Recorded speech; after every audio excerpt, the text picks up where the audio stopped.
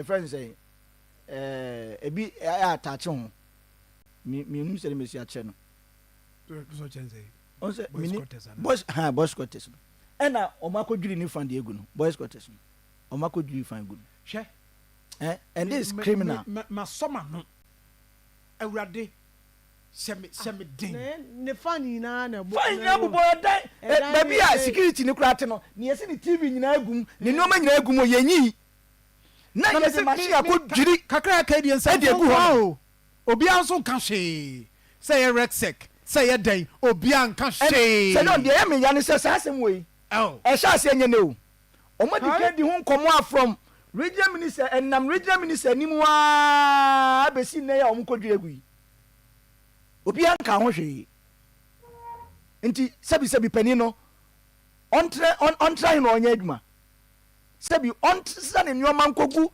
kejetia no atra wa ye adwuma anaso onko tra hen panfo me kankyere pacho His Excellency John Dramani Mahama we dia ni patimo one corner wo ba o 4 years pa fast Judin sa same way yewura kabi che nanado danko akufado asem no obu sa asem na nkasa ni chie wan fa anya hye ye wodu de na oje former president you see the president elect His Excellency John Dramani Mahama me say way second coming faji udin because asem aye kan yes ya han ni ye kan share ordinarily so if so a private developer you cannot just wake up one day and go ahead and destroy properties. You give the person, if you know say adiana why no the right now, give the person prior notice. How can we just wake up just like that? Work just like that. Look at that. Bad pass don. Videos. Very very bad. Se penny ni just kakra in fact Sedon na metie penny ano pe na mera ho pa. Me ni di nkom na mera ho papa.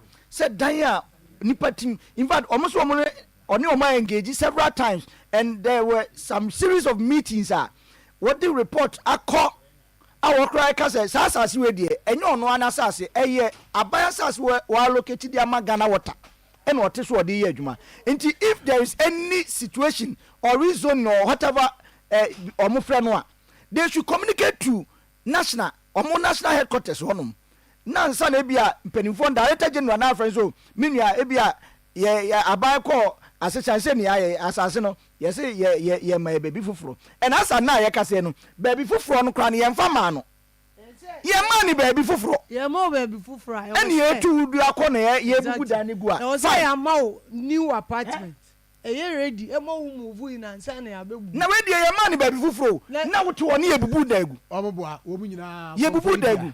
Regional minister should come out and answer these questions. Wait, they just want to protect Regional the minister land. should come out. Because someone say, "Juma, ade o maye no, enye kwan papa."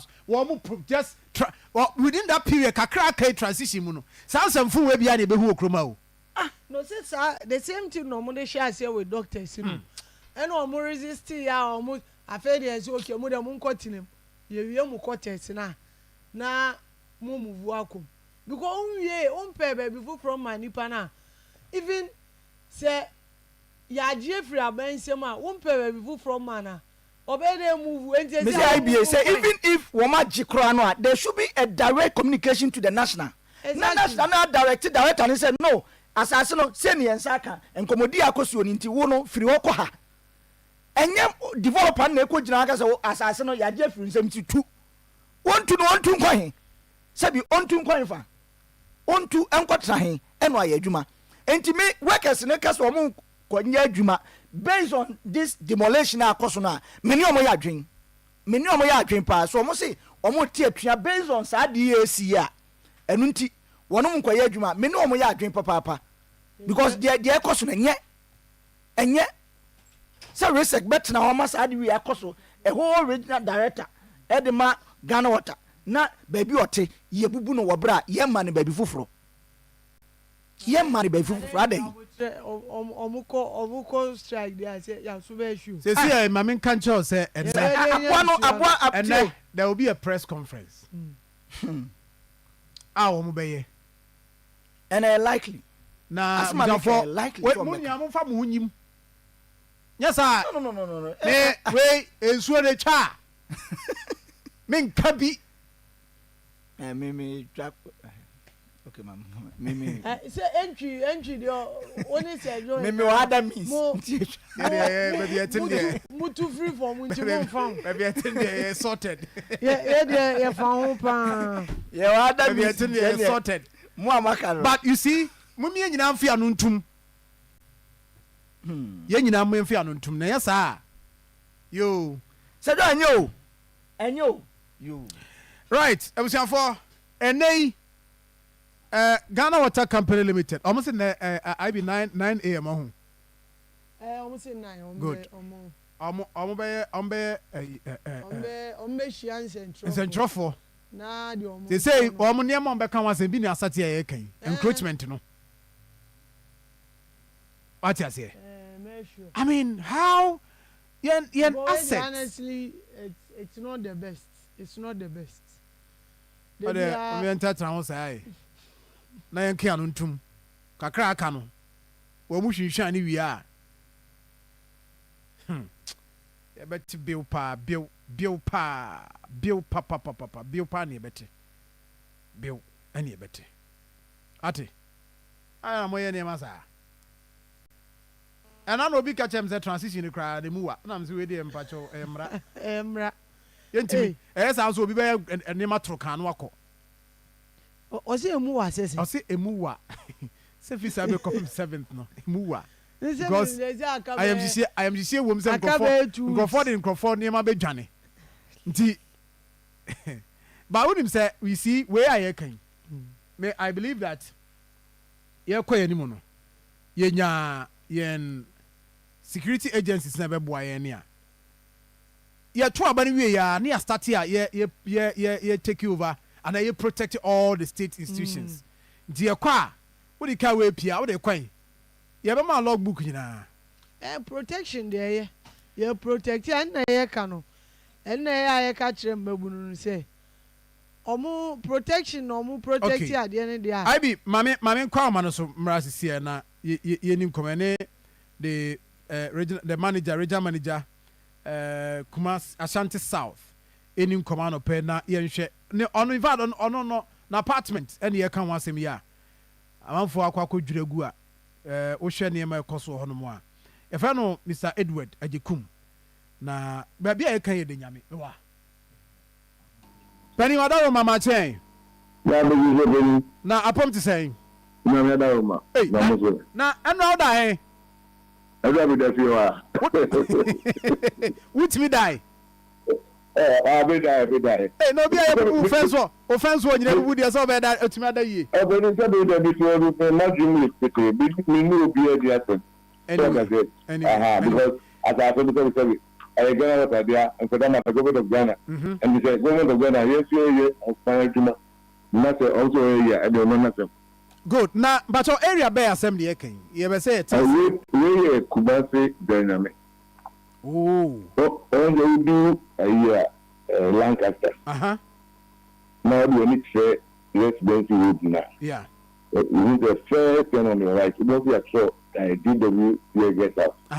We work with. We know that the last man of the free national communication center. Okay. Both of you book it. My other colleagues also I'm chief manager production. Honestly, I will do all the kind of because of that run about. We will do also what we put Abusian be a Google right one. Yeah. Honestly, Bangla the same Friday and also community. And also Muhammadia. Yes, I think you got to put it there. Now then, idea is him, sir. No. If you grab a look at the workers' fund, you know, organize media media conference. And the crowd and the represent only on the casa. No movie, the business man, why?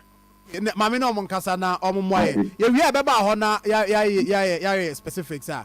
Whether say one kasa we engagement, o ma engage you na bibisa. We for higher Akoma 87.9 FM. Ye ne Penia Oba Kumase Ashanti South Ghana Water Company oye regional manager ena edi nkomo yi. Ano pay media engagement be koso na ye ne team no enso di nkomo na o mama ye hu de e koso ankasa.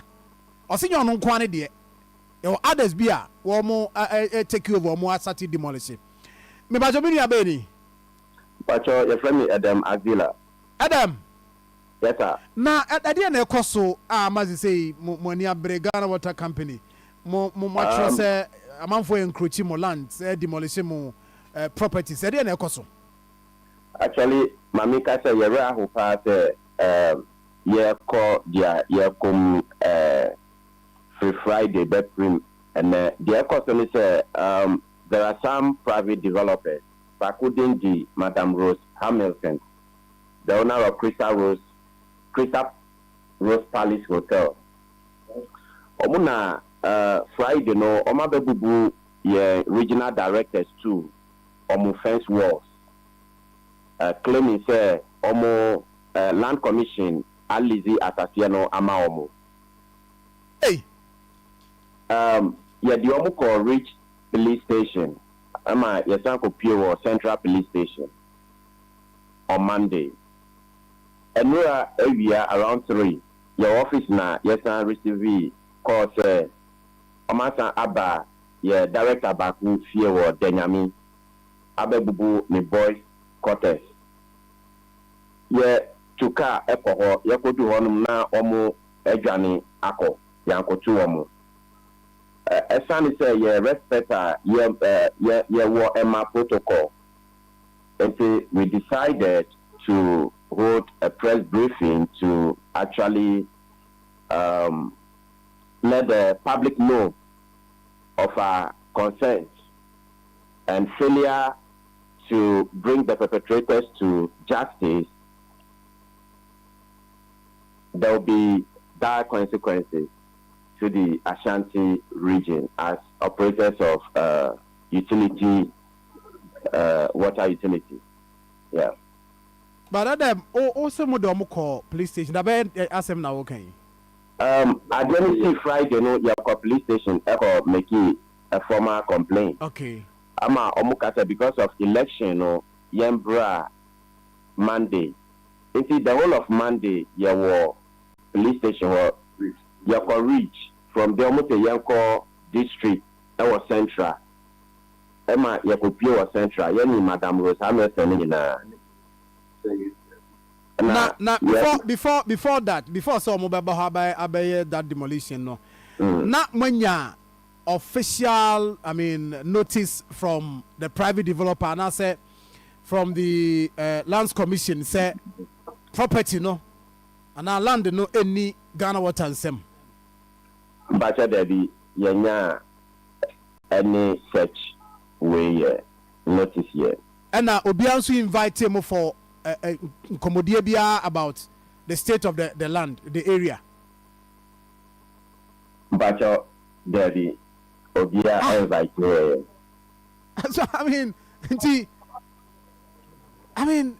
that means I'm not aware of BBR from national, ABC region. I'm not aware of any sort of engagement between whoever and the lands commission. I'm not aware of that. Not at all. We are not privy to anything of the sort. How? So mo call police station Monday no. Ebeka and ne aye di nkomo. E dey na si. You call police station everything everything and no. So far the police almost taking action there. The almost can say you fire document and because mamino the only document about the land commission Elizi Asasiano Emma or no, and because on the document by they cannot stop her from doing what she's doing. That was what the police actually told her. Your information say Ghana Water Company amamo 3 new houses. And yeah, mamu key. That means you move me from this place to a new place. Now ya should be mamu kama. No crewum. But then I think regarding to this, my director will be in the best position to answer this question. But as far as I'm concerned, we don't know of any such arrangement. Okay. But my director in this Akoma no. Na director more with that. Yeah. Director. So Sasama make no crewum say ya mamo a new area, new place location. I move you to a new place. Ya mamo 3 new houses. Mosafwa bibia ready as we move in. I need you a blatant liar. Liar means a sense. Share the 30 sir. I afraid to say the first time I'm about. I afraid to say the late original economic plan show us the brain about the ongoing development of Moya. Your mom directly, the case is open director to Akoma, your managing director, because the regions we take instructions from the managing director, and all the assets belongs to GhanAkoma. If we have an estate department, they are responsible for that particular asset. And if you really home director said before, I mean, a managing director responded to letter saying that during WCS since 1965 has ceased to report to regional coordinating council. And these bungalows, 5 bungalows, are being occupied by its managers. And any attempt to take any over these bungalows will have a severe consequence of water supply operation in that region. And then from there, the person at your point here the ecoso. Then from there, I will say, okay, I want it. Then even the water cooperative committee, Emma, Waha, 3 directors, and they don't push it. And I will catch a coordinating council. The only thing man, only face-to-face meeting. But I don't buy anything. Almost finishing them will be a friend. Email na yenye virtual meeting up to date in the BNC. Now, 2 weeks ago, Friday was exactly 2 weeks ago, I was going for a program, and one developer, only was Dakoju, only a Bangalore less condos. Also, I allocated Bangalore. So far, I've not received any allocation of any Bangalore. But who would himself, when it comes to allocation of Bangalore, all the communication in I don't find Akoma, managing director. Managing director, they say, they say this, move to another. They are two. And the also, okay, will you mind somebody? I said developer, I said, officer or leader for this council. I bet 2 lines. I'm going to 2 lines. I don't do 2 lines. And I'm saying, if you're man, not so okay. If Monday, I'm going to buy and now, I'm going to let you let that say, I'm going to put bangles and my main and the word of France. Now, I afraid to say, I let you know much room. Yeah, to be able to take 10% of the salary for accident. Yeah, beside that, to do. If you are being transferred, I say, we were afraid to say, we will be key to the estate officer. I'm afraid of then I go get out of the asset. We'll say that we got already, I can't tell you, say, all correspondence beyond and for your managing director, which you have agreed, even the legal minister, we had a meeting at legal minister's office. He also agreed, the land commissioner, we can connect if I'm telling like that they should send every communication to head office. Now, what has changed? Just last week Friday, before the demolition on Thursday, one of our staff had gone on retirement. So the department, the commercial department, decided to organize friends and get together and my son of party. I was there, my friend, that rules were helmet to them because they are on a bit demolition. Crystal Rose Palace Hotel. Say, Mr. Yaku, you see, I'm dying.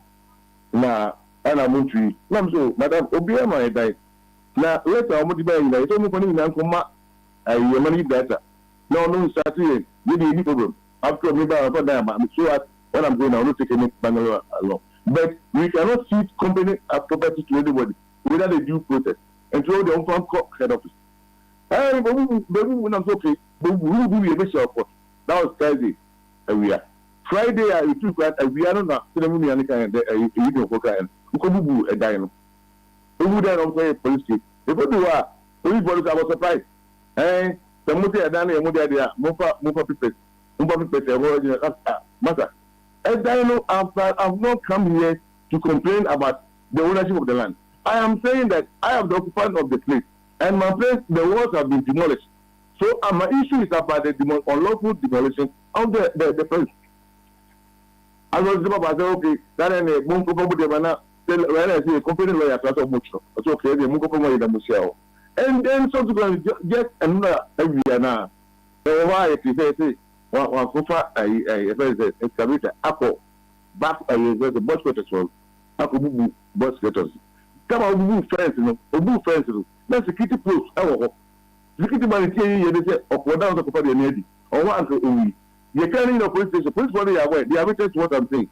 Mammy said, land, media. She is the owner. And so everybody stay on the line is a squatter. And so if the guy had died after a squatter the room, how can you say this? The police are aware. One is ASP and has been in his office. I was central police. You see, that's as I see I can say no. That means opesa or money the head office edin komo. Na directive no every head office eba. Of course, I don't know idea from day one. That's all we are saying. So say no cost there, then it means Oma follow the process. Until you are ready. Managing over the call a head office, not managing director. I throw the brain because on the for America. Because Bangladesh is ready to see if he allocated his mind. And it's a whole framework. There should be a letter on which the say, these values A, B, C, D. Six with offer. Any problem? Very prefer accompanying assets. And more be accurate. For that matter, of media. How can say people who are official Bangladesh? Yet to go pretty water production Atlantic region. And then somebody comes and tell you, say, that property, your leader one. What do you say? You see, I said the economy. It will affect Mojuma ye. Maybe that can be a union for instance. Commission of your own will do press conference. Your own may have no issue. I see. It is a net and that munya directive from head office. That means I'm okay with everything because yes, the directive to head office with correspondence, yes, verbal. Say, yes, TD, now. I also need to be on record. Obi of a tree, and Obi also let alone much now. They got only directive from head office. I think we should come and sign an agreement with the estate officer. We need to sign agreement here. To Obi also from share, then be a say, Obi, exactly. I want to move on record. I see. Into Obi Obaka's say because information I'm taking say Dino Crow or a electoral commission at Chiho, estate come Dino Cry ya sini kama afene si bibia mama kama that's what man that's your please and you proof say Obi Obaka's the young after time the person you say I said agreement say the time here occupation of the and see, and that's means that Obi and the key, I might say, key me that you never cook. Because all these things have to be accommodated to head office. No. All right. Mamene what guy I mean didn't come this. But on there, on union rep, good. Mamene union rep didn't come on here share. The equity said, Matty say a mo boycott to majuma mo ye mo various departments no me musa say sir na yem fa en common nsi I will say betima to us and commission yami admo chana ne lands commission for the common share Adam. Yes sir. So what is the impact the economy what is the impact saying you be affected ya was sentiment mo a yaso so ye hwese mo adwuma mo ye da bi e benyansu no you be affected and based on the economy. Well, it all depends on how the response will go after this morning's press briefing. Say, almost say your properties, no. Almost China say almost restore. They reconstructed our fence walls.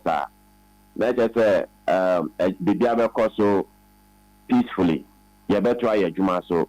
Now so say almost anya way dia almost tie dia yes we cardia. Let's just say they are indirectly telling us Yahu region. So we advise ourselves as a company. I see. And then like say more as a company workers are more hono. Mobile strike now. Is that what you are trying to say? Say more declare strike. But as at now, we've not taken any concrete decision. But I think it will be more expedient if you could be at the press briefing this morning. Thank you. Definitely. In Crawford, that's my infancy here. Therefore, we are Ghana Water Company Limited. And for Penia or Ashanti South. Mr. Jakum and I need to command of paint. That is a hot idea. You better cost. I mean, and you didn't come away. Chairman at Tennessee. You better share any chairman by boy and command of pay. Nothing. Yamia do more china. This very issue. You be room. Near share. Said ye and Yama is here ever. Now, you better draw on the first draw. Chairman Nanakwa sees, yeah. One message said at the chairman Oma Baba chairman be drew. You have been come on. Chairman boy Juma papa. Na and also could run crying. Na Ashanti region executives. At that point, not chairman went to meet the other side. Not Dr. Mahmoud Baumia the side. And Kabla Century. And we say so kuta idea only position bia o kurema oni idea wa oni I be transfer me na me musa say Kabla the last time I check na the portfolio dey say I say on share the new position oni nya nchada ni dey nanu ya na so na coordinator ma drip true coordinator drip but because we free now more na Central region drip coordinator second vice chair na vice chair no so enti share video yi o share video ya on ejina ho no wa ho no I be wa ho no me hu omu ko pacho ena omu konsolu Dr. Mahmoud Baumia say the AC ni na echi no omu ta na echi den akobeze jesi ma Dr. Mahmoud Baumia nya na dwe so o ma biu 2028 dey omra na omo pa na chew Asante mantem ha omo di Dr. Baumia hwamo omo di Dr. Mahmoud Baumia hwamo omo nkwa na ko enu am say different groups ekọ no ekohia no ma enu na one of the executives Mirefi constituency no say regional or catch om kra say abane de MPP and Lususa Nemom omo ane de ma NDC because honestly we share gap now compare 2020 elections no na the NDC nya ya say kakre bi na beka all right omo share 2028 my chairman akwa chama ba de na ye ni nkomo na sa mpacho mo ye chairman seat mo yana mo good chairman obasro come say yeah chairman anakwasi chairman good morning congrats hey na in fact adwuma wa ye de so pa me mo obaso na ye mo woni team so obaso for adwuma ma ye in fact say ankoyi anka ye beka akoyi so se bo obaso yeah that's it chairman na the IBD we honam de be sha se afiri omo se o mo aba no nya mo anya adwuma bia na omo ana mkrofo ankoto aba na mama ma hwene na nya adwuma bia na maye menia edikai mayenda onyakopon ase mpɛmpɛn so a ɔde ndc ahyante abedu no yɛbɛda Nyankopɔn ase na yama the president elect His Excellency John Dramani Mahama and the first female vice president elect yama me Professor Jane Nana Opokwa Jemai omutinkwa na yasre nyame inshira amomo nyame ahoden amomo akukudro amomo sene beya ometumi edi omaya asai so na asante ne Ghana afa ne ntuma pafra yewo asante amesom asante yewo ekrura yewo asante manra anopei medie ne die ne obuo ebrem mase echia yana na otumfo se tutu abebio a otoso mienu nana ne nkwaso mewia meda asante man nyinaa se asofo yera Ebenezer imamfo malamfo mewia me party fo a omoye adwumaden ama enne NDC enim abenyam ewo asante from your branch executives for your coordinators your constituency executives your former appointees your former executive me regional executives a omobo mechidom national fo a omoba ha ebe ye adwuma nyina no ye beka nse ye da Yakopon ase ye do bibia ase enye me nkwa mahoden ye teamwork ana ede abedu bibia yedue. I see.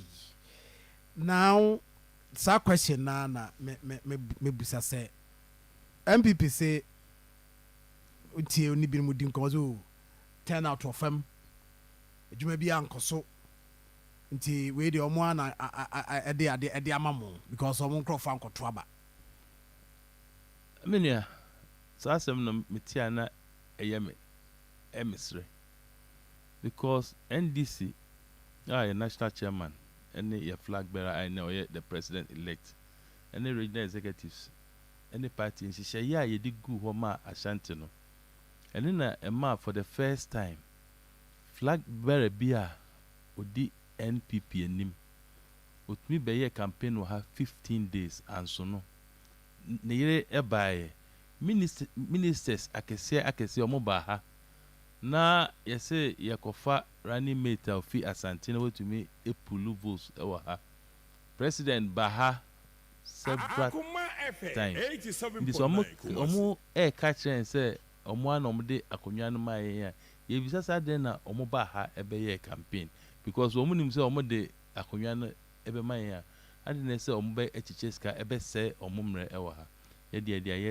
Asante man say adoma omo de adomye ede akonwa na san amaye no ye focus a ewo ye ni so no ye nim so mind obi anim say say ye me say MPP for am say Ukraine bibia na NDC for na say o mind don buy o muntu ye no Excellency John Dramani Mahama time na dum so e buy no Akoma FM 87.9 dum so no do say enye na pen so ana e hia ase but na pen so ana abeje nsem no he is going to fix it intimi wogidie any are shemu wo papa John Dramani Mahama the president elect say Ghana na atete apansam no on meka say MPP for na say Ghana for nim say MPP for so o man no mo de tumi amaye no I hope say your papa any executives nip the ministers obey no we are going to fix the country back and we are going to reset the country again. Anyway, now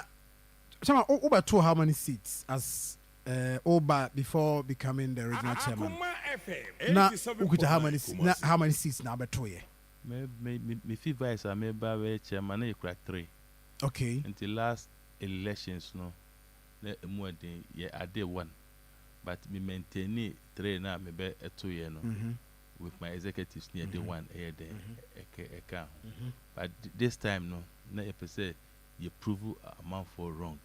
Until ye if you might think I mean no ekasa sisian for the first time you cry and kunya 8 old ones e wo ho no you to me maintain your old ones thing na at the extra 4 account yes I 2 upstanding na Akoma FM 87.9 Kumasi President Mahama Elidiwo those constituencies.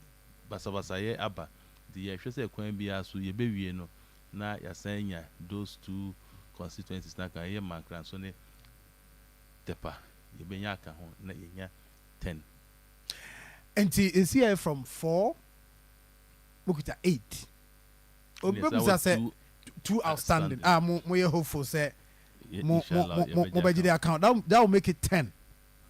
10 no say why more than 100%. It's more than about 120% or 130%. How did you do it? I mean, that is a question. Obebusa 87.9. Another question. I mean, said yeah. I mean, you'll be with the team, but how we saying? It's all about teamwork. So we are leader. Now only why you say bibi I'm na meya, dia baby obe succeed. We are leader. Na ka say bibi I'm meye, bibi I'm na meye, bibi I'm ni ho obi into me ya. You lose, but me time there. We make it sure say. Executive bia ko form ekoye adwuma na eto about the man nti obia ewo nipa Akoma FM 87.9 eso nipa at least omoto about the man. So we have to sit down for the first time ye zoni ye region him into 5 and ye dey executive me etoto ano as coordinators nti ema adwuma no eye mre ede ema. And to be honest with you, your former appointees, former executives, obia mema obia kwan, mema obia yiniem ema omudi eye adwuma ene na de saa esunsuanso we abano nti ehia me kwa mahoden but a teamwork media ni na mema obia kwan se 87.9 na me monitor and unim ade bako a ma ye boss nso eye den ekosromo ye wie ne sa teams about 4 ka ho. The regional organizer edi one team name, the secretary di one team name, the youth ni woman edi one team name, and I'm so me lead team no. The side the magic back was I buy no. My member ye nananum I perform more as antimemo as. You see NDC normally no your base no ewo zongos near the end. They be a campaign ye focus on zongos no. And also MPP for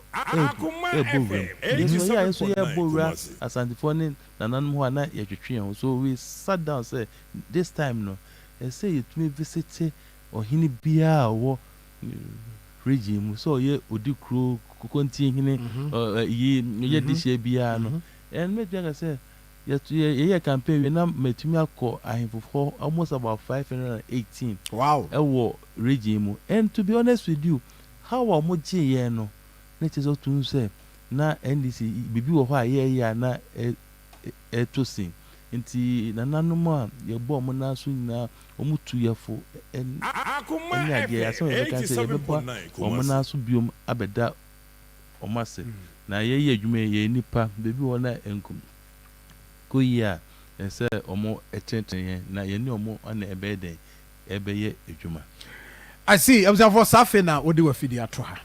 Afin was joining in here. GhanAkoma 87.9 FM. Your name, the Ashanti Regional Chairman for the NDC, Augustus Nana Kwesi Andrews. And your name didn't come on pay. Na I share said, and you must go invite. Oba said, okay, and so far, Omo Enya already, Omo declare 8 seats and a Diama, the NDC in the Ashanti region. 2 outstanding, of course. Oko Ahafano Southwest, and Afi for North. I say Honsuno, I very, very hopeful, say, Obe Ombanya Honsu, the account 10. Chairman, based on the Munya, I must set it 30% target, and I'm the mamu. My 33%. A mamu pressure now because giving you that 33% first of its kind when you be that in the region. A mamu pressure. Akoma FM 87.9 Kumasi.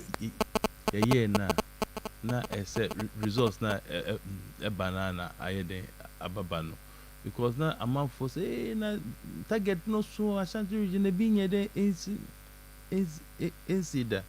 Then I make catch say and you say your bed your day figures ever to appointing because you share you might near ye now you bet to me even more than what we had, but to get 33%, those are make catch MP before say almost 85% are not or more ekikano. Even to get 65%, they will almost bre and so no my day omenya because I mean GDA me wo me executives me wo GDA me wo me party me and even omo nye NDC for but no my nim ayeden no wo call omo chanya the way omo eka no him say there is hope nti him say votes are yenya no e ma ye enye de ye be ye ni say ye hwe say sa votes no ye betumi a protect na ye di no kra amomo na nsɛm a yɛkɔ ɔmo hɔ ɔmo kaa yɛ a yɛgye tu mu a ɔmo nya gyidie ɛwɔ yɛn mu a ɔmo to abademaeɛ no ɛne ne te sɛ a adwene a yɛde sɛ ɛbɛtumi afɔfile saa promises no sɛ na ɛbɛyɛ a going into the next elections no ɛbɛnya ɛnwoma ama na akɔ anim Ashanti region meka sɛ city bi ayɛ open because wokɔ various constituencies na yɛmmɔ sɛ MP akonnwa no enye party baako dia but yɛhwɛ ye seat enan a yɛwɔ asantia no esan sɛ yɛnim sɛ asante yɛ identity ye various MPs enan no wobɛkɔ no developments ne ade a ɔmo de ɔmo 5% of the district common fund yɛ no wotumi hu but yɛnua no ɔmo de ade areas ɔmo sɛ ɔmo tu ɔmo antu ɔmo di nkunim no saa adwuma no ɛmma nti ɛno na ɛtotɔ nipa adwuma a yenya nkonwa me tell say some was constituency about 5 na margin a woman na less than 1,000 less than a year ke bit me winning na but agro bia ebe de ebe ko anima woje ba ko na transit ma hwe bia eto sin enim say etumi ye adwumaden a Ashanti next elections ebe ko no ebe biem ama yetumi enya bi ni nyina no be based on development more the beba asante mantemu ha yes in fact and some mo kan ye mo ka kejetia nsem kejetia 24 asu mita nsem kejetia central market redevelopment phase 2 eze no so ahange crowflow markets and so another thing yeah share so I'm interchange sa project yi nyinaa ye project a ɛwɔ asantemantem ha na yɛnhu baabi yɛnam sɛ ɛkɔ n'anim sɛ yɛ dɛn tumi gya ato hɔ a yɛ 1 or 2 a ne asa aba ne yɛaba bɛgyina ho ne yɛkɔ yɛbɛto aba yi ɛne kikitikiti Chairman, I mean, what is the plan for these projects? I mean, unim say KJT idea a project for the last 8 years as the last 12 years. Whole paper and seminar ma can be. Sika somebody na no ya approval. Inti a year nipa one was say for the last 8 years. Phase 2 omo into nyanye.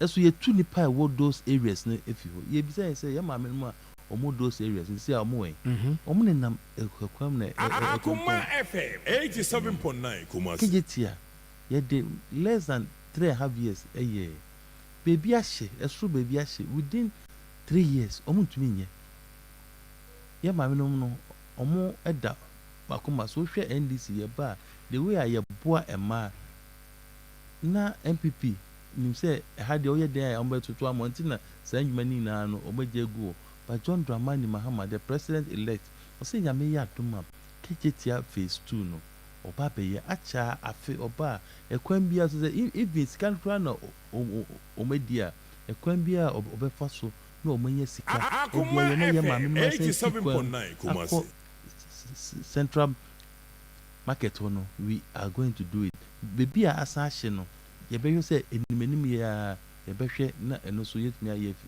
aye den efri ho so ame interchange ye dwuma eso but yenim say asante ene na da asante Akoma so my be chairman no me party e ba bem no me ma me trimu enyem de me be mama buy pressure so you say ye succeed the next 4 years I say me ye agent I me be ma aban no 87.9 Kumasi. pressure na indwuma bi a o ka say obeye no metumi amane ejama wetumi ayden aye because me be chairman na say KTI ka say ye be area ashi na say me da at least 4 years time no yentumi nya adwuma nti asanteman ye be da asanteman say maka say me be ye adwuma ma asante na me be ma excellency John Dramani mama de bia me ye no kakai fo ye be frɛ no o man ha ye ka say ye ba koyi o na yakɔtwe no no waye enim say endru mfie 9 no se yetumi di no kura ma asanteman ni go som bia ma ye na 87.9 Kumasi. akɔ enim ama se asante obi an bin fa asante enim enye den enye efom bi Crofro market nso so no benya a share of the wo can be nyame ya doma ye be hwɛ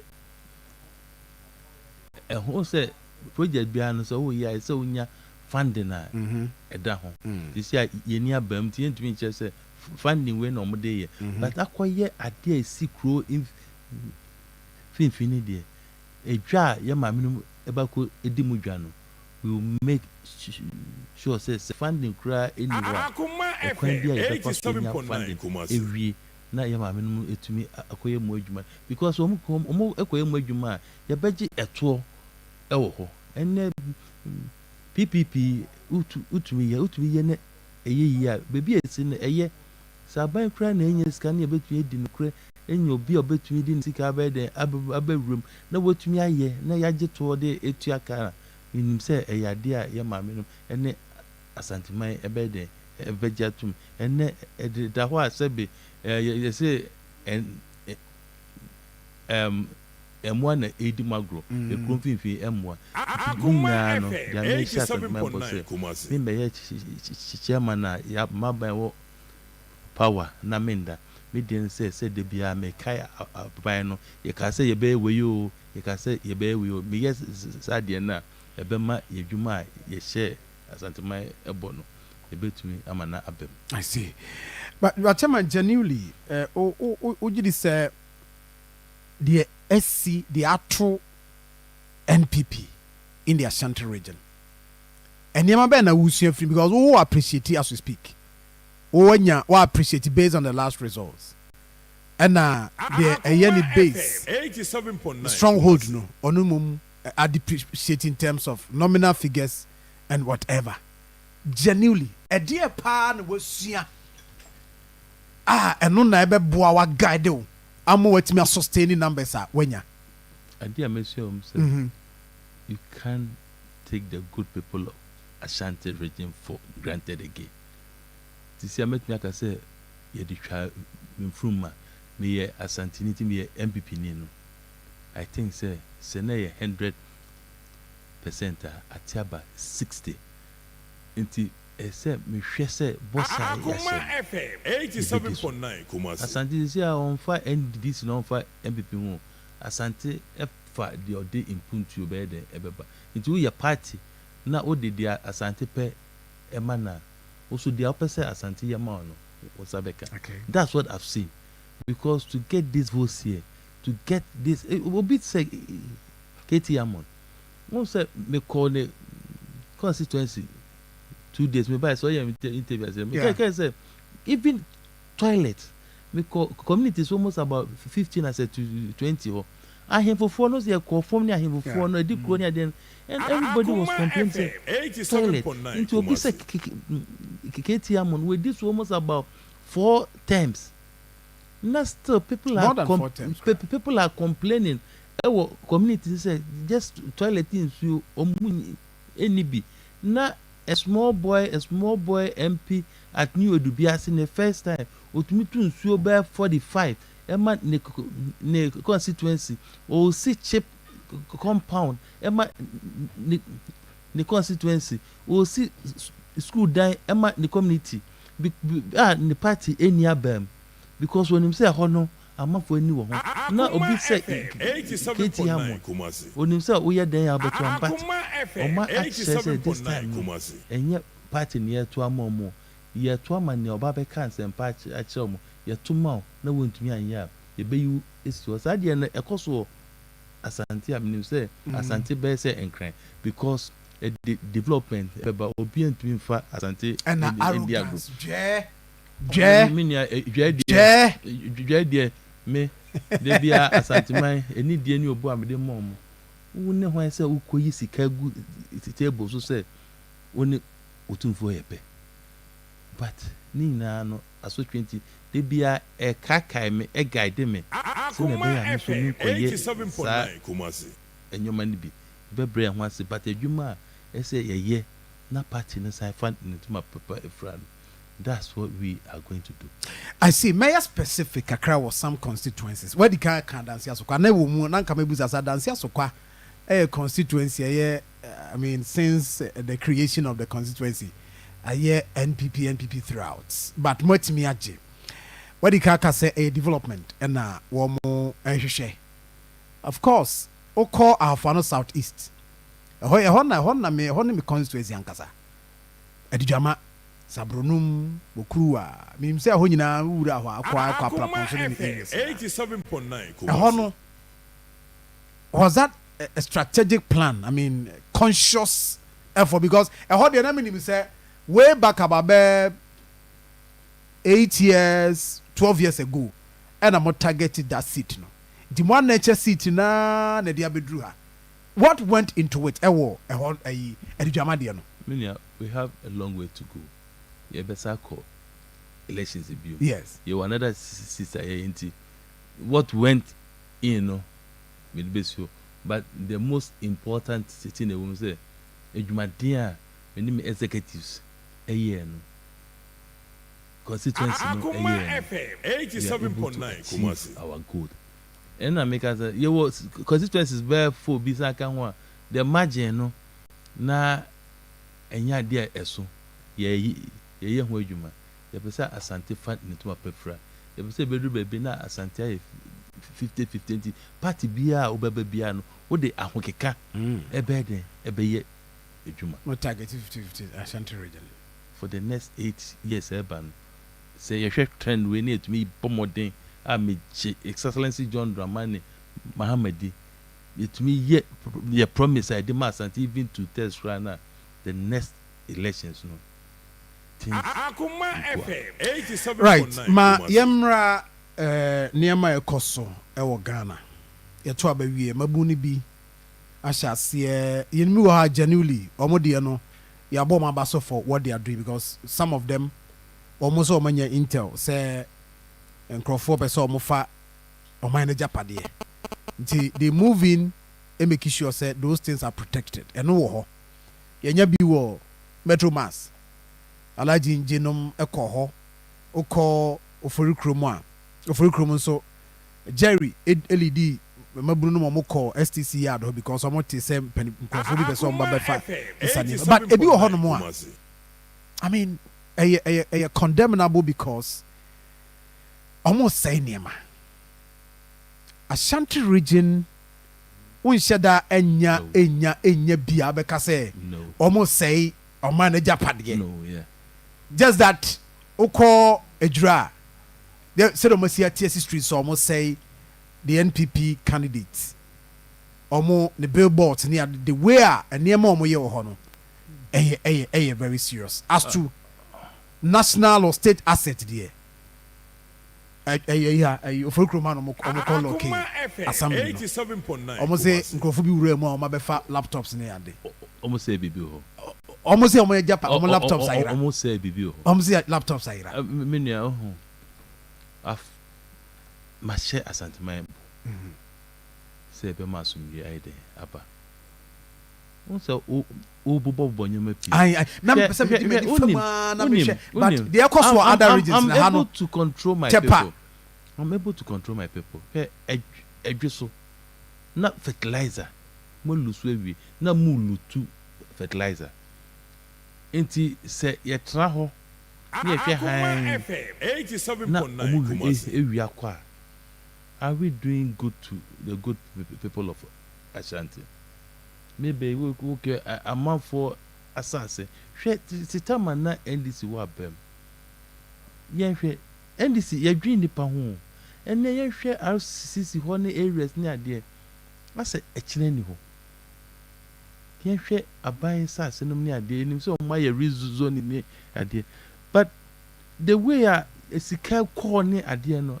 ɛnwanwa yɛ boys no metumi aka sɛ obiara ɛnsɛe aban Akoma FM 87.9 yɛ ka kyerɛ ɔmo sɛ ɔmo nhwɛ sɛ power afiri obi nsa no wɔmfa saa kwan no so ɛnyi aban agyapadeɛ hwɛ metro mass buses ɛmo no wɔlu so awie na this time na wodwitwa buses bro na yɛte hɔ ebia buses so yɛba a ebia na engine na asɛe yɛbɛtumi ayɛ engine no yie na asan ayɛ adwuma wotwitwa na ɛsɛe a ɛsɛ yɛba yɛnsan kɔfa aban sika ɛnsan nkoto bi deɛ yɛbɛka no ɛsasɛlɛ sɛ john dramani ma aba abɔnten abɛka sɛ yɛma kam mmra but npp foɔ no bi hyɛ akyire ana ɔmo so afa ho ɛde yɛ nnwoma a ɛnyɛ chairman npp foɔ no bi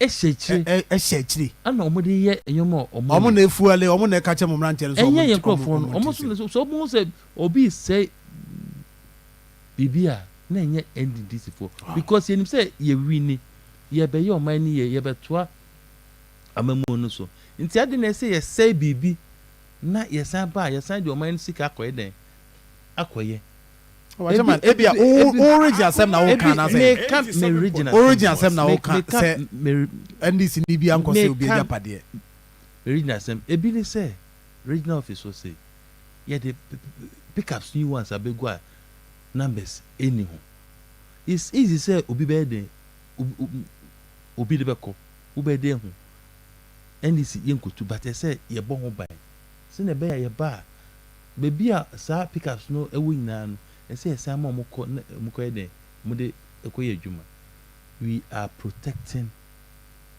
the property of the state. But then sɛ mo si mo protect the properties of the state mo liaise with the security agencies sɛ obi wɔ hɔ no ho sɛ mmeranteɛ bi aba take over the area sɛ yɛ protect state assets na ɛkɔfa mentim ho ase ba I mean ahwɛ ne lose lives nti ade na ne chairman because they will catch say you are aware of areas a manfo akɔkɔ within the region you are aware say na okay say edwo so omu wia fertilizers egu ɛhɔ nyinaa ɛyɛ adepa dabi police ehu na mabo police amane nti omo adwuma ne sɛ so omo pick intel areas no but say won so yɛ citizen who you release it to the police na police I want papa wa change no eso omo sɛ saa nyuma no ebesi nti sɛ omo na yɛ proactiveness those areas na omo ɛkɔ hwɛ hɔ metro mass ade a omo yɛ no ɛfɛ videos a about hu ebi ne yɛ enti sɛ yankɔ hɔ a naka ebi na yɛ hɛsia ebi na yɛ enti mi na we ɛyɛ please for ewo the chroma this issue I spoke with them Akoma FM 87.9 Kumasi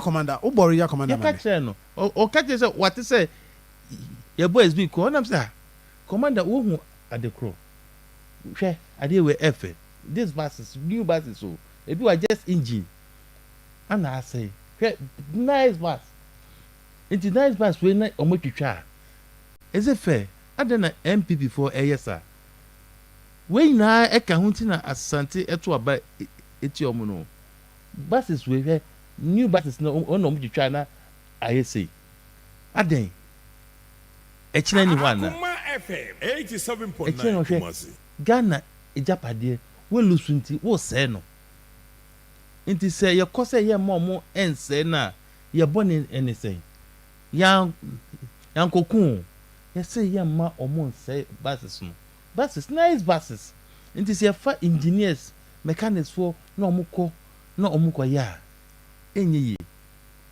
ka fair na ne bo ayɛ den no saa buses we na ye tumi ye na eba outer car first no emma fom that's what Excellency John Dramani Mahama ehwe so obetumi arrest on my bio Akoma bro, FM your boys no 87.9 go say bi obi ya de bi a enya na say de me share dem say you say your boys no any obi ku ana say de but enra boss ayi ha ye chi he ya enra say so mo ko ho inti boss na won say omalusu na omode ayi tank say trip fi won ma amanfo a yeah hwe man enko chairman zani man nyina eba wanim you get calls from those areas about her. So my point is I don't know releasing my police now mo ko ya ka chro mo where the metro maze ya ka chro mo boss dey no ka ya ka chro 87.9 Kumasi commander is aware they went there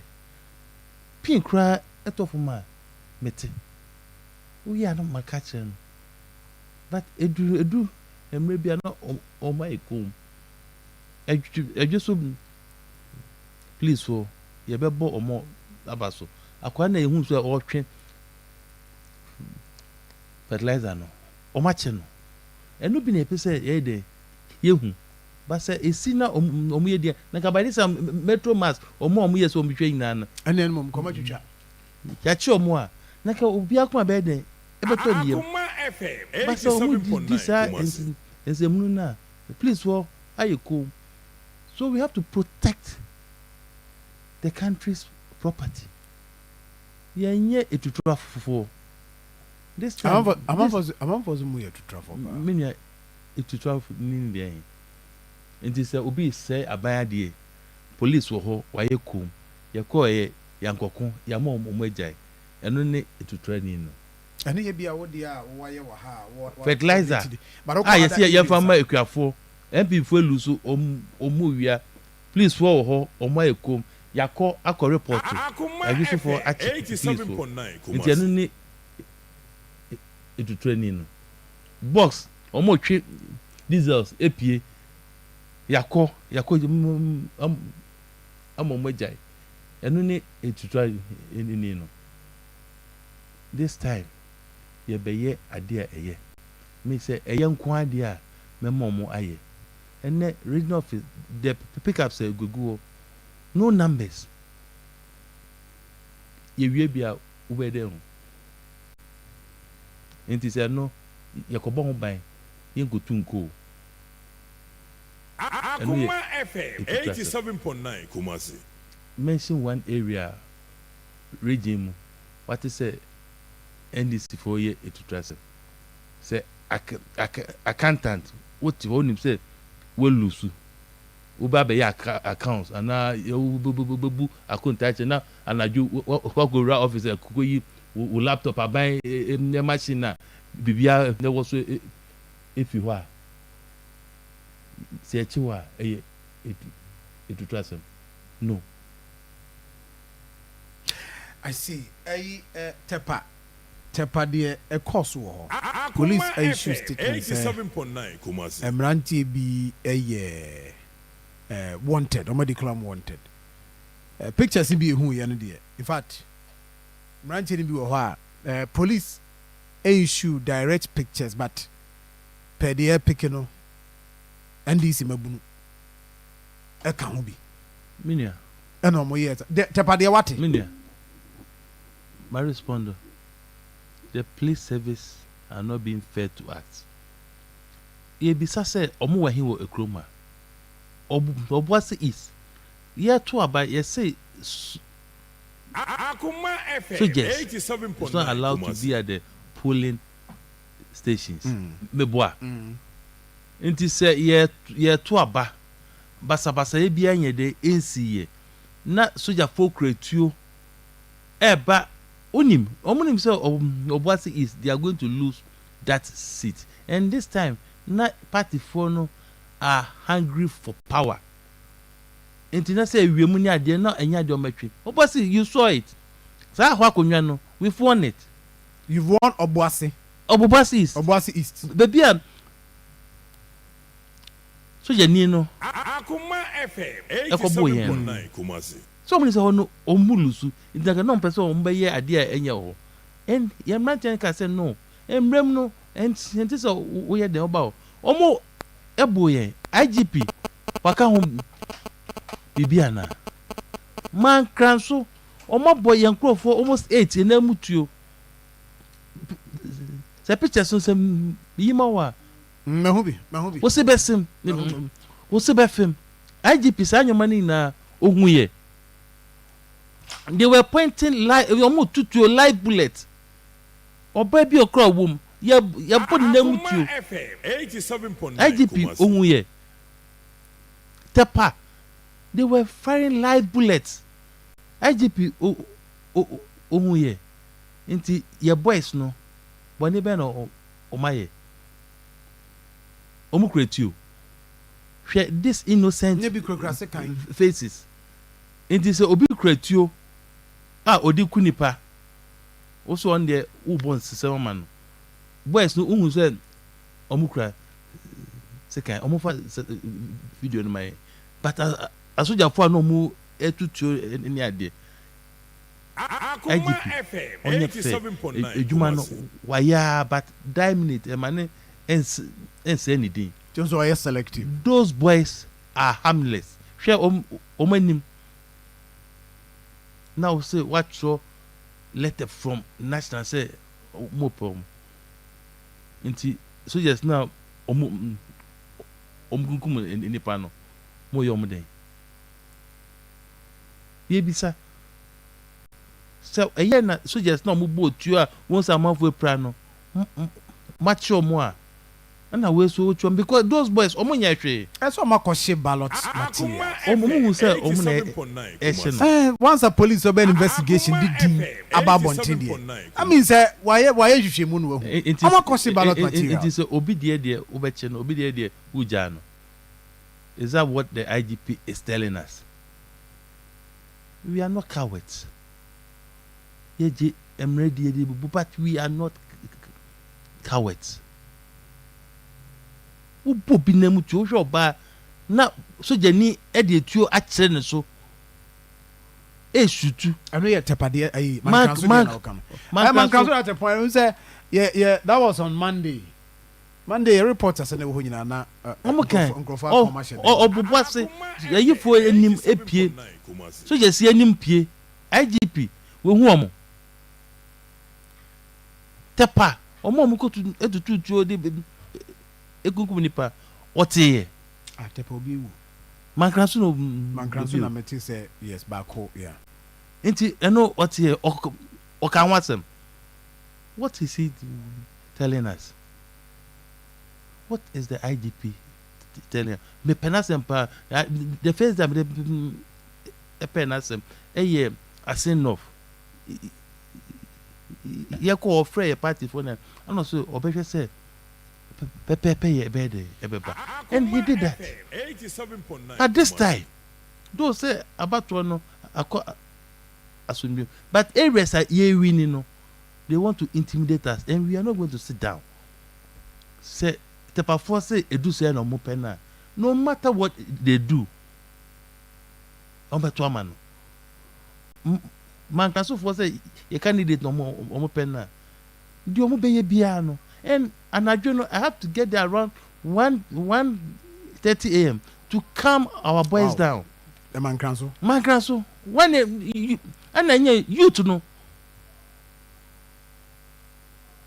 opposite yomubo mutuo ina they were there nti dia ekromofo ne pe no yenye na asumdwemra nti IGP ye be say your boys no ye hu ade o maye yeso ye complain am mom say soldier for na omo etututuo ediku nipa no say ye abam na say ye to aba na omo tututuo enkum nipa omo maye hu anti boys in there but say boys no omo ye mrante woni mom omo ye boys woni mom omo ye executives they are harmless you're young guys omo create you I don't know for my police so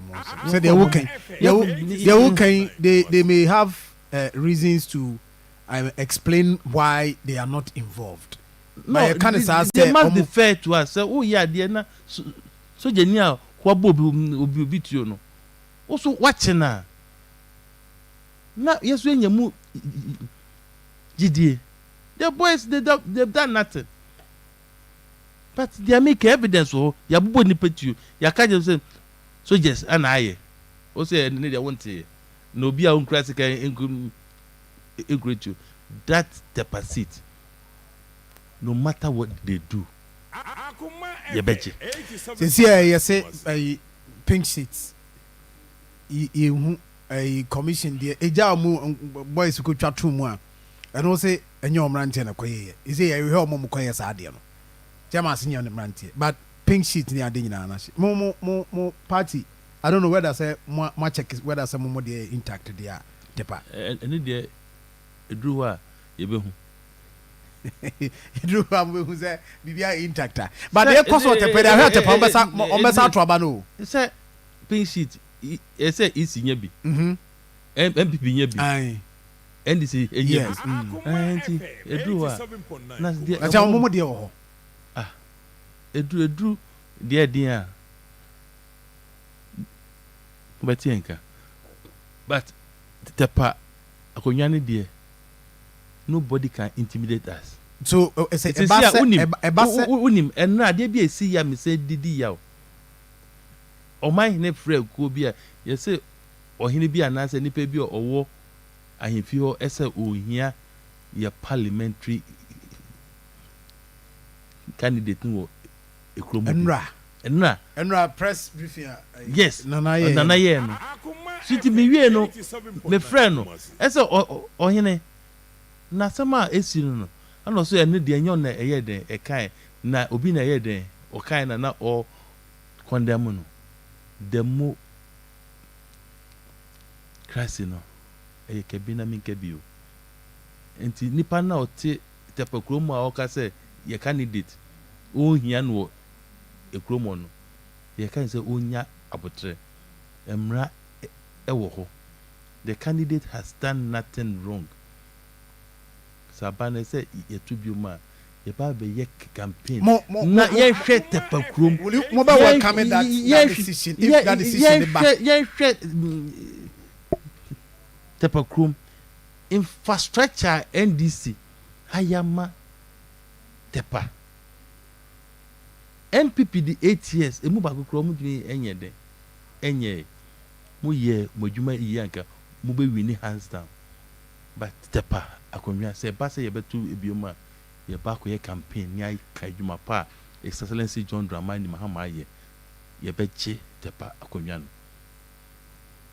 I see observe many chairman Nana Kwesi Ena Aiding Komo right mo Facebook messages eba no Evans Kwachi or say good morning say John chairman Nyamishira Mopa Ogidi Gidi as ever since the NDC chairman came to office was she went to me left right center Bonabaso anyway na okay Mamisha also there right muguso amode messages eba obi busa say there na ekoso okay I say God knows everything. If JDM didn't win the election, maybe nka bi antokwa na bisi kroma ntina wama NDC awene enye dwumadin bia na omaye we kra no hwe kakra asi so omawene kra ne de ekoso across the country.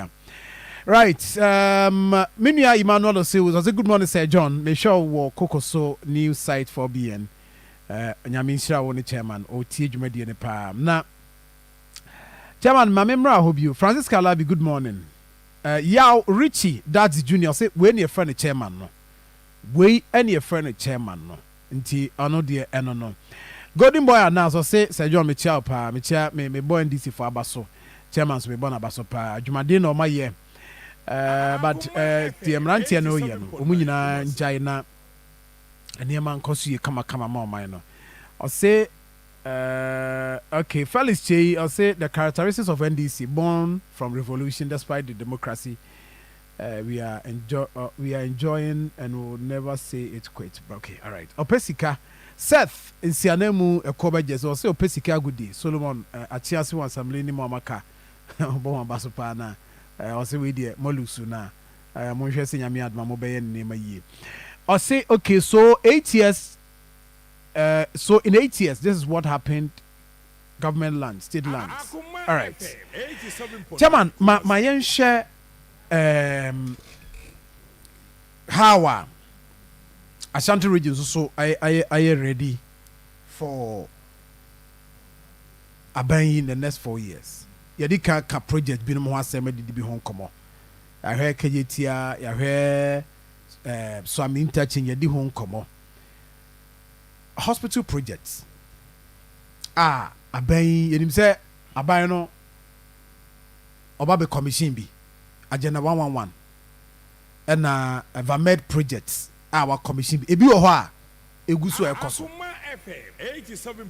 So this will be the question that yenya assurance from chairman, because what you to me say any nka ye ne de obebo yenso chairman bebo nka ye pa se wua ne afari ni nyina eye project a ye hwe mu say after January 7 2025 ebe koso na awie ne commission assurance awode be ma santeman on this project. Minia the president elect His Excellency John Dramani Mahama ne toa ye wo Ashanti region. Akoma FM 87.9 Asante abose no matter what it takes. Projects are yenuanom aya omontumi anyen onfa ento ho. The aside ka ho project bia no ewo ne funding ye wo political projects ewo ho. Eno ye den ya Obi wo ha ye beto aba aka just 2 months so muhu ekrom a ebeka ba 2 months and emaya ato aba ekwan bia na machine esisu kikikikikiki ye behwe say ewo contract ni 87.9 as now the contract ebe mano say nya funding ye behwe sa enyoma ni nyina mu ni ya say projects na wo funding ni ade a emrada ho say yetumi ye no that one His Excellency John Dramani Mahama is going to do it obeboa aye ebi wo ho how to say omo ye adwuma no contract bia eni so funding bia eni so eno sa no say yetumi hwe kwan a ye befa so aye funding adwuma wo asante pa ejuma ewo hapa so wo hwe ya ye be declare no as the president elect no odinsa esum onna no ewi na bi say no ma ade na mo be declare no say chairman enye president na be din enana enye mi do but ejuma ewo ho a ye be no eso yese na munim chairman munim say yenim eso ansa na ye to be but yenim campaign time mo my hope yes. And we are going to do it. Yes, no or dream no way to me up quiet a bit to me. Aye, Unim John Dramani Mahama, doom so ebayano, or didn't say it's in the bush. Do say Yanim Resna Nina a bueno. The time now I escalated. He is going to fix it. What he say, oh, complain say a ye. Ne sesa etwem na ebeyeye but ampaniampa oyeye omma no meka kire asanteman say MPP na iden ase na say den ekwanya obefa so the solutions abano. I hope and I believe in the president elect say omma asante and say it's from edwuma bia yenuanom dia ka me ade a ehia me pa ye obuase ekwan no aye def trap no because akwan no enipa efa so pa na the way a omotutu ekwan na ye no ehu tie ne ba kwan bia so a ene ne beka asre no ska kra no ese kwan o mefa so aye sa kwan na ma asanteman no ade a ohonya eso in officer no na ye de enkaka ye ne e man no ye wo project ba mienu emiense bia eda asante Akoma so we are going to do na asante Akoma ye den atomu ye abusia just a minute mpacho mi twa me ho abasisia me ba me ne chairman e beto aso na ewie mema akwanya ma nso Ofre na what do I jintre Eddie Abba Facebook page Akoma 87.9 FM but your phone that is star 439 hash. Me try mo ba me buy ano may draw no Eddie amount now so we sika. I was just a minute but you try enko ba bia ba sisi.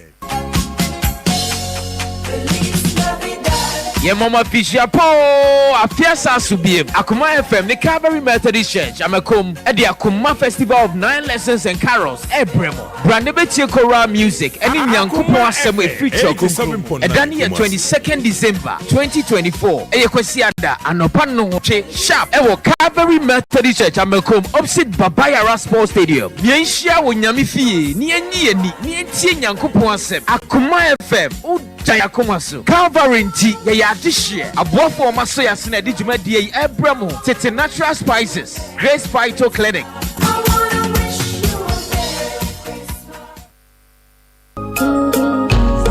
I shall not die. Jadie bi de wo de share asnepe anase yade bi nti wo hwere wade pa bi e wo abrabom esana ne ya wanya ne yie amfo wa pomuden ho enu nti ene yede ma pomuden nre ebro wo Akoma 87.9 FM so wojumadi so yede aya sabia no ebrewo wo oboboa no esanse aha ene etonsa efo woni a wokodare wo apomuden enchechemu afei wonsem bisa wodo a efo wo pomuden ho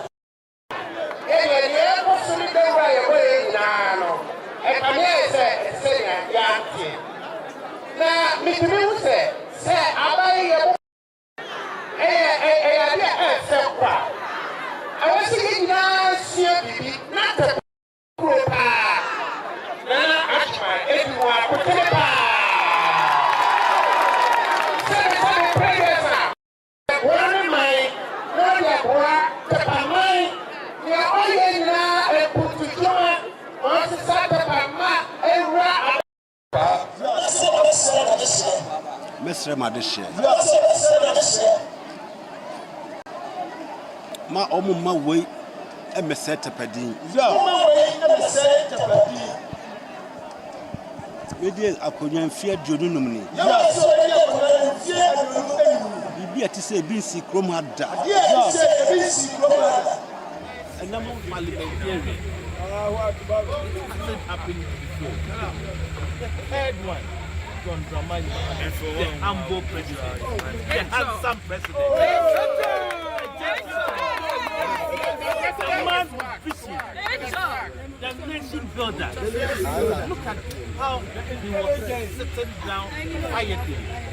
I know what he is thinking, how to reset the country again. We've done it, but we have to thank the good people of Ghana.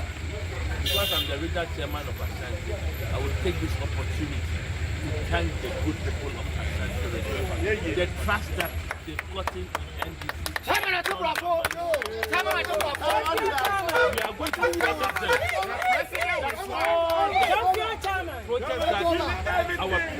The president will start. We are going to continue it. We are going to continue that KJTR phase 2. Dramani Mahama used 3.5 years to build it. And Baumia 8 years couldn't complete it. I'm going to complete it.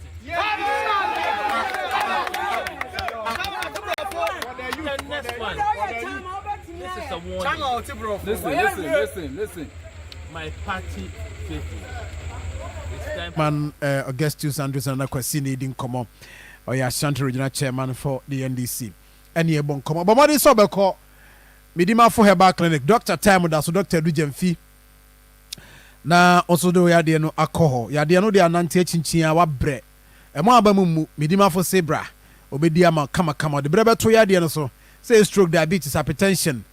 Say pressure no low or high. Obema no ni adwuma ye no wo fam. But what they say obekona what did you ntini ho kama. Doctor so be what did you ntini ho be ma be di fine. Ama niema koyi ma ho. Doctor time da so mpacho but what they so be do en be chire mo abu akwa agogo. Ye ne aban school na hwe ni musanso e na poku ase ma ira kwa no so be hu yen. Number obetima friend 0244774282. Game pack pick one dialysis here star 946 na o favorite number and so no what pick it from 1 to 36 1 to 36 na also so wadi bi nti bomoden na also so obetime di bi nti o dial wi a obetime twa from 1 cedi to 35 cedis wait ma win a big 26 times the amount bomoden so be dial na wadi bi o call www.gamepackgames.com na also so no nema koso di amount. Don't forget say anopay obedi sika obere cash bomoden so be dial star 439 hash option 6 Akoma FM. Number of tickets up so ton boshim. You're good to go. Elisa Ghana Simin Kancho say electric bikes no motorbikes. We yento petrol we no which idea now sin no. Na no me fa ho. Oh. In fact, bikes e wo ho nyasem ketwa. Ti bomodin so so kwa kwajo die. Na bibi akoyi kama de ama wo. De tie ne say de ye ayi maintenance sem ne ade nyina. Say de o masia ye omo bikes no. Enya asem ketwa. Kama pa. Obetimi akọ amount no deposit 15%, then the aka no you best spread the amount 12 to 24 months what we wi. Okwatimota ABC Junction Accra head office no. Kumasi Asokwa ye haya wo ni kire nhia so usane traffic light no ase hwa. Stanbic Bank e won sani fa so e ho ye ben Stanbic Bank e wo Kumasi ha Asokwa. Baba de so beko Borgan so ye kene Borgan na Vrungo kwan so ye ho. And afi Tamale industrial area obehu ya Sakasaka market. Once wa technical investing kwan so ye ne Laurel Rural Bank na e wo Dankrum. Voter Region Whole Sports Stadium ye ben NPP office no. And afi dome kwan so behu ya Shama roundabout Medina Pantai Junction. Oko social media platforms ni nyina so a ye ho at Elisa Ghana 0256621749 and afi 0256621920. But one day say we friend now ne Elisa edin komo e be hwew wankasa be Philippa bronya traffic okrum nti no abi ne enso yakwakofa na ye de aye lie so ajaze ye gene de aye rounds kakrakra na chairman da so ha nti ye chairman e ba be wie na fe ya hye de aka na fe yakoyenim amza for a Facebook page live o Akoma 87.9 FM obetimi ajoin in live ewo ho enso so na bibia akosie chairman eba ne san mo ntimanye offensive of the mo seat ananka me pa na seat na me tape mo senka mo betimi aje offensive mo ntimanye oh na say ye pe mo seat nti sisi a ye kura sen baby wo honzo ananka manfo mu say on say strategy ni bi o ha wodi weni kacha manfo say ho na pe no mu na de o mo ho den akoguo na baby a manfo ni say o ye na akoye edwuma ho tina office no no ti mo access ka ho pa o mo access ka ho pa say o mu ni say na ye koye edwuma edin ho pa nti o mu na akoguo yo by difference na esen. But areas in Biwana a target at home. No moon ebia. And I said, Asukwane, Akrofum, Hodia, and Yadia, Yabeko, and the Eka strategy. No, I said to me, money pano, a cartoonist go, baby now, what feature a cogibo, and I ye seat, in your seat. But next time, no, you better acquire a bit to me. I say, on my account. Opponent say omo regroupi na oma ba stronger. It means that son na adwuma eda so ho a o say mo ye because e say enra wo mo concrete. I mean century medical ka say century akopacha say asante mantemu omadi mpanifo hwamo Dr. Mamu bu amodi ni hwamo but omo be ye fie yi na oma make sure say mo nche within few minutes mo be sign kra no ama ho be ma adwuma na ye dia ma mo ewo krum ha I mean na you can say ɔmo no ye ni abre ewo fom ye adwuma no na ɔmo gyina apa so na ba mi esa ni sisifia John Dramani Mahama enam anadwo 1 am 2 am na amafo atwa na ɔka ensempa no na ɔmo de ɔmo nam ana ɔmo ye de ɔmo sa results na no bro Excellency John Dramani Mahama oba adwuma ye de ye no yetumi ebeduru Kumasi baby order 4 am na baumia ene yanom esa ukrasisi fia o de hwe anywhere na okam 87.9 Kumasi.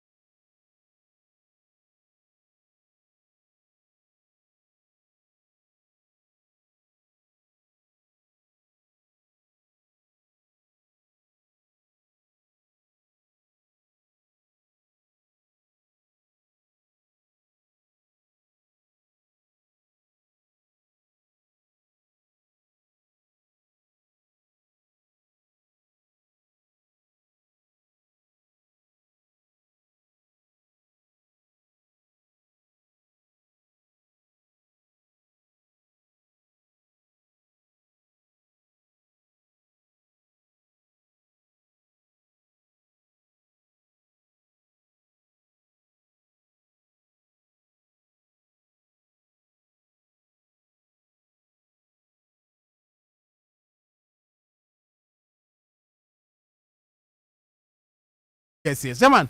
Well, o say momo ye adwuma no. na ɔmo sa No mo say sisifia. ɔmo sa sisifia Chama bia na oni masa. O say bia na oni masa.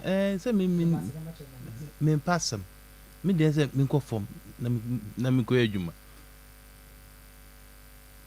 Nti hwamodie no eye asanom de sai. asa baumia esae napo esae ye me counterpart osae na emei esa Counterpart ade umbezo bondi. anko enim Oh chairman. Wabo baumia din. Wabo napodi. Na dru so ase counterpart. why do So counterpart. Nye chairman ntumi na okay. no owe otiase Oh.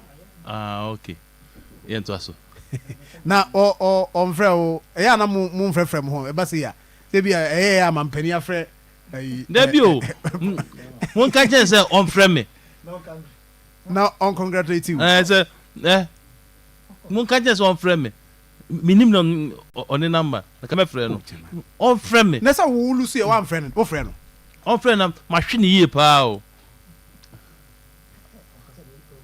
o se obede obeje 47/40 because odi agro but I feel them say omutu ne fo oba hambusan say wa set target so nya set target omutu ne fo nti wanka ana odi ko say o sisi fia ento so Chema I see Chema now was nyum de na na see enyum ayi na see the other about current one new one nemo production we dey agronko na a release stress yes we dey anya the chairman say who remain as regional chairman obesa hwe untumi that is when some next election omo dey ejamo aminim dey okay so but mu nyina mo to so as regional chairman obesa hwe no me submarine chairman me ko anim sa ana unim enya me nko ama hodin e say o ye team player so do bia bem even nipa na ayo bone kra ese odwen party first na nipa bi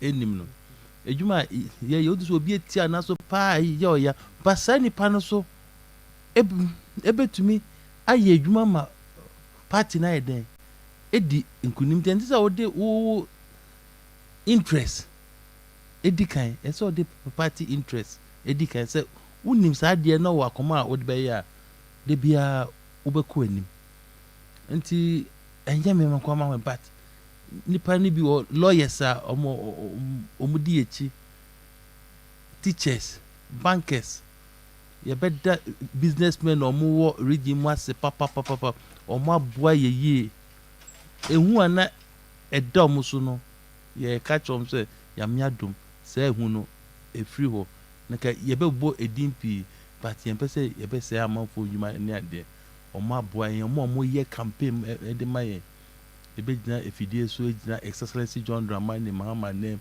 ye fundraising na ye kumasi businessmen na omu yi omu nim eba ye ebi so edumi amba omu diska send ye edma ye de ye edwumaden no ebe gina excellency John Dramani Mahama name ada obi biase na ya hye omu bose omu ndwuma no ye behwe se right mate me basisia na mama makwanya na mo ne chairman di nkoma no pe me bia homa na tuma nche chairman say enwum no kwenkwen no aha emphasis akrama no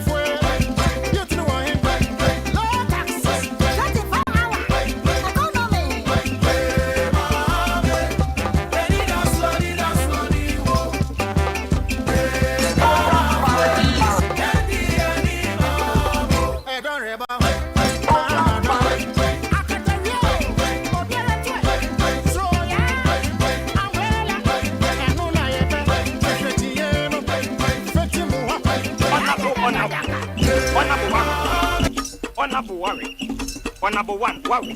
GhanAkoma is now for sale.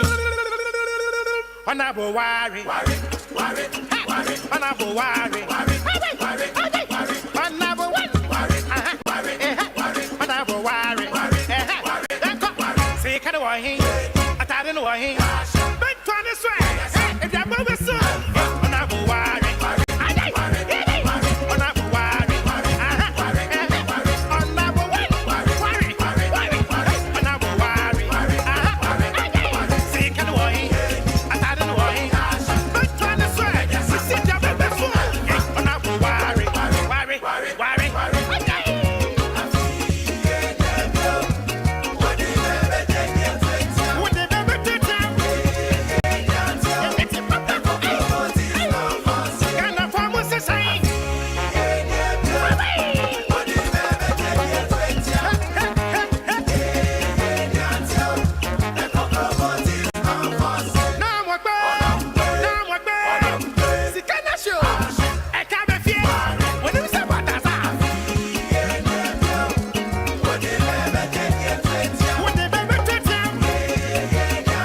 where na see latest and chairman see mama no hia nyumwe pa de ayade right so for ma yema ho na yemra ho na ye ne woni nkomo wetima frɛ ma yenya ye draw no na fe ye nkoye nim ye draw no wi aye ne modi nkomo wetima frɛ 020322498035 0243114497 Chairman Nana Kwesi Ewufie ha Mami Ntim. Hello, good morning. Hello? Yes. Serious, uncle. Amambo champion Chamabaso. In fact, for both job or Santre Jiha. Service of you. Chama you be on Pakata. But a Jima Chama by you and Santre Jihano. And yet, Wakocha. Nti chama dia no bi o no abakase o di chama bi ibi ko kase o di chama bi enia di besi so because e do o ye wa central dia no se adi yesem to o to boa wa di sit back mi ansa ansa enna e dia kanda da ho a e dey chama wa ye do pa. Let us say hello, good morning. Good morning. Yes sir. John. Yes sir. Me ho ya pamba cho ho ni. Me chairman. The friend big guy we can factory myself of Mosizo. Big guy we mbacho mitio, chairman wa ha. Afama, the best friend me catch chairman say. One can who say wa bojuma pa na Ghana for so bebre ni pen bebre so bojuma. But chairman fan to trim say 2020 ukofo bi o ma jo say o mo gun ukofo bi juma. Ama joma ama dina no tunu ebe bojuma ni di se okada ye ama nkofo ne twesai 2020 chino omo di to mo ti se kwan bia so omo fo so megu sa adwuma no omo nti mangu eyeye omo ti ma yan kokuro mu nkoye adwuma enti ne krakra de wo ka chen ne sei enti ne krakra ne se ndia pradia fo eni campaign pradia fo yema NDC Ghana now obi o full pradia obi o tini sika top pradia obi o chi pradia bia ye campaign enti omo amu na monye modwuma nya sa na beso omo kan who say obi e came for came boss de ni bia omo kan who say 4 years na e se kwana yeah that's a campaign bio. Yes, you are right. You are right. Hello, good morning. John. Hey. Good Johnny. John. Papa, ya mi sira mo maso mo Ghana ni asante mai mo ya de papa. Yeah, that's it. Ma Timinia. NDC for again kunye mawi. E be bona na ko timi ni team na baso. O mo ya de o ma kire se ampa o ma ya jumaden. E mo kakra me kan se me sira na ko si. NDC for boys bi o mo wo party mo atwitu asem yi wo mo da o mo aso de se Ghana eja pade no. E be sira na ko si. And the president John Dramani Mahama said, "Or no one casa." He said, "Emere in Casso." So, Mr. Sadi, MPP Ababa, MPP to Ako to Muka de Womo Exitano Moniema. The same thing, and therefore, so Mao, Mrs. Adi and Mr. Dia. Yamina Yamara, Yanka Senti, I said, Book one demono. Not Hadi and the future. Let us say, Kajitias and Trini. Hello, good morning. Yes, sir. You are Abdul you don't have the great Bambata. The great Bambata. Pacho, meet you. Chama. I don't know hear me on the because it's just a man, and it's not a power. Okay. I saw Joseph. Not just I am down and you read me.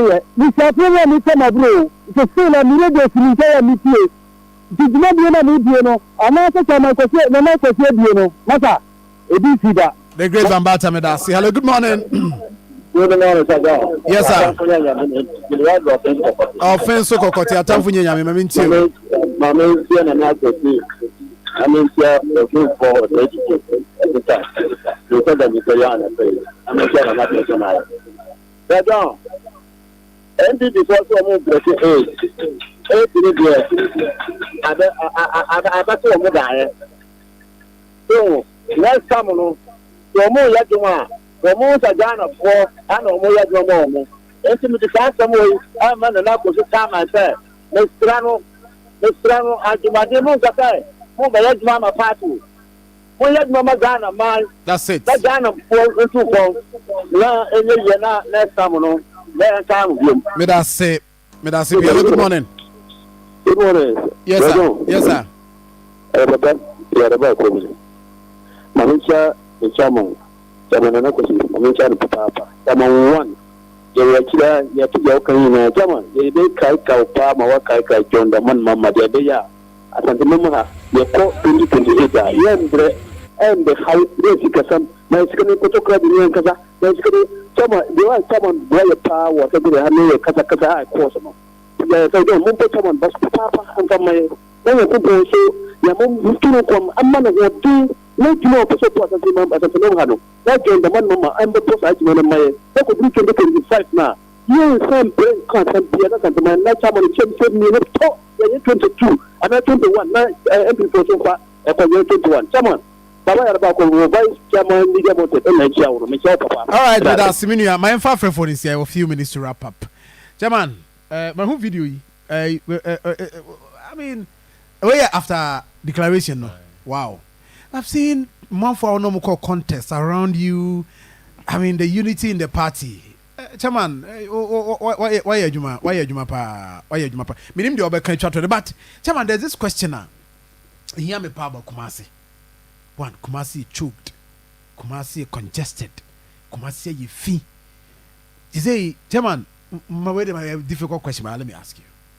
Who will be in mind that who will proposing to say young for Kumasi? Because Kumasi there came a year and no development. Dia Kumasi a year came is a key position. Who do you have to be in mind that? Message to say ye mfano emra kemi ye beda asantime nyina se bo so mo dia maye obia ode ne kapre ne simple na ho den dia ye hwe se ekwan bia so ese ye hwe se asante besa afa ne tuma pa efra men trafidi so enka se ye de ba be ye 100% adia ebinye de insida but intiasia ye ebenya ma ye ho ne be ma asante akonenim bro unity etumi ye nyoma nyina